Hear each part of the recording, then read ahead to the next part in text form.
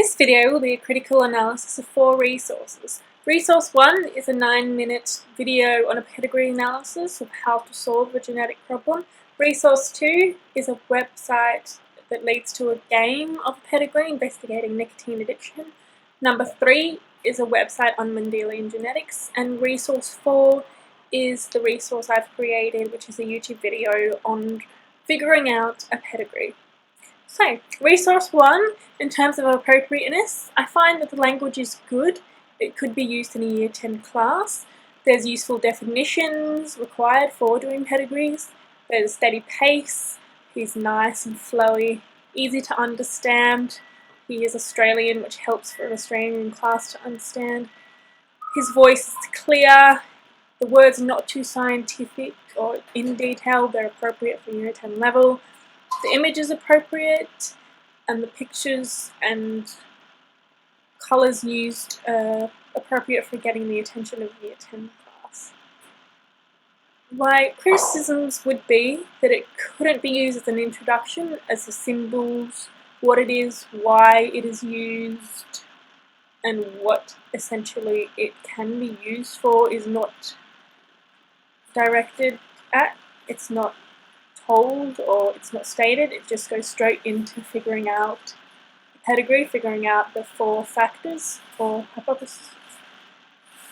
And overall, it is quite long as well. 9 minutes and 12 seconds could not sustain the attention from a Year 10 class particularly. They could get easily distracted or bored quite easily, because 9 minutes is quite a long period of time. Resource 2 is the game. In terms of appropriateness, the words and language used are very good. They're easy to understand. It would be very useful for a Year 10 class. It clarifies symbols, what it is and why it is needed very well. Like if you want to choose that from the side, at any point within the game you can click that and it will tell you the definitions and why it's needed and what it is and what the symbols are.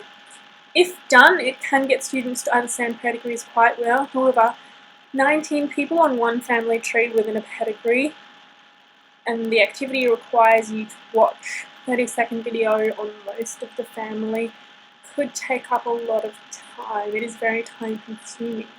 I would say this activity would take around 20 minutes, which is okay if you have that much amount of time, but if you have a short period or a short amount of time, it could take up a lot of time for something that could be done in quite a short period of time.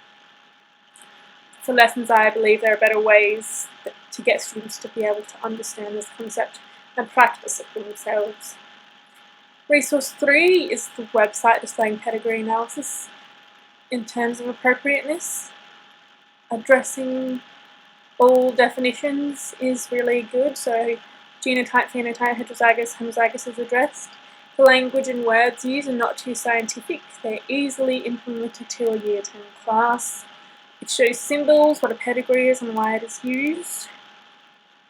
The website is quite colourful and quite standout-ish. However, students could get pretty bored if they are visual learners or audio learners, as it would just require them to physically take down notes. The website doesn't have someone physically doing a pedigree in front of them, or it doesn't require them to physically do a pedigree themselves. So they could get quite bored and get quite off topic if they looked at this website, as it has other links on the side which lead to other things in genetics, but these other things are too difficult for a Year 10 class to do. However, this page is perfect. I would probably use it just for them to take down notes within 5 minutes or so, and then get them to carry on with doing another activity on pedigrees. Resource 4, my video on figuring out a pedigree. I took into account all criticisms. I made it time-wise. It's about 7 minutes long. It could be implemented into a Year 10 class for an activity of them to watch a video after there's been an introduction of what it is, why it's needed, and the symbols, etc. Although the symbols are displayed on the side, just for notes when you're looking at the pedigree chart that is being done. It's not too much detail, so it's not too in-depth. The words aren't too scientific. attention would essentially be retained, as it's not too difficult for them to understand. It's also not too easy, it's just the right level, it's not too challenging either. There is colours and useful images. The use of symbols in the diagrams is clearly stated, and the language is specifically targeted for a Year 10 group. So I would implement it for this Year 10